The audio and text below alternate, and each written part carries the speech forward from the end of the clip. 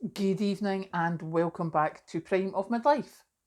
It is Wednesday evening and wrong specs. Sorry. I had no intention of talking about this today until I sat down and looked at the news. Now, it's not even 6 o'clock. I got in about 5:30. Shows you how quickly I found this and how irked I am. So, there is a report on various news channels and they're talking about the House of Commons Work and Pensions Committee talking about the Data Protection and Digital Information Bill. And what the government's looking for in this bill is that it will allow the government to look at your bank account. And what they were questioning here today was it would allow the government to look at pensioners' bank accounts for fraud. Really? So I had a wee bit look. I'm just scrolling down here. And it's like there's no suggestion that pensioners would be having their bank accounts looked into at the moment, although he acknowledged there could be an evolution where fraud was happening. And it's only if they get the act in or something like that. Now, fraud and error is running at over £8 billion at the moment. Ooh. And we're very determined to get that down. The DWP, Department of Work and Pensions, expects to reduce welfare fraud and error by about £600 million over the next 5 years. Okay, 8 billion for fraud and error, and they want to get it down by 500 million over the next 5 years in order to salvage taxpayers' cash. So, having had that in my head, I had a wee look and I found this website. It's called Tax Watch UK. Wrong specs, can't see now. And it says that the latest HMRC estimate of non-compliance is £32 billion. 32 billion.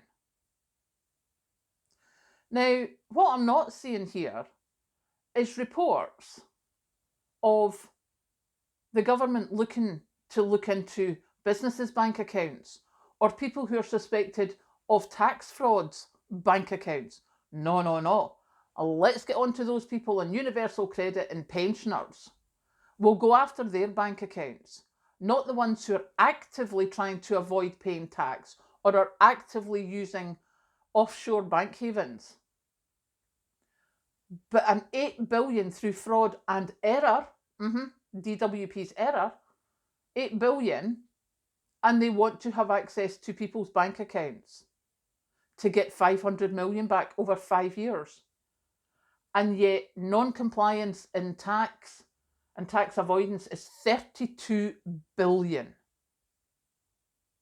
Not seeing that getting chased, are you? I mean, it's just ridiculous. If you're working full-time, you get taxed at source. It's PAYE, pay as you earn. There's not any way around it. You pay your taxes, you pay your national insurance. If you're self-employed, you can try and get some money back from your tax because you're paying for equipment for your business, etc. And then there's the other world. Then there's the world of those who have accountants who actively reduce what tax they're paying. And sadly, we can't all afford to pay those accountants for that. There are those companies who pay no tax. There was a huge media thing a few years ago about coffee companies who didn't pay tax in the UK. Amazon is based in Ireland, so it doesn't have to pay UK taxes. That's still happening. How many businesses, non-dom status, etc., while all us little people who are working our asses off, getting taxed at source, have got nowhere to go. And now those people who have worked until they're 67 it is now, or it will be soon, worked for 40 odd years, paying tax every payday. But no, the government's coming after you in case you're trying to defraud them. 8 billion in fraud and error in the DWP, and they're wanting to access people's bank accounts.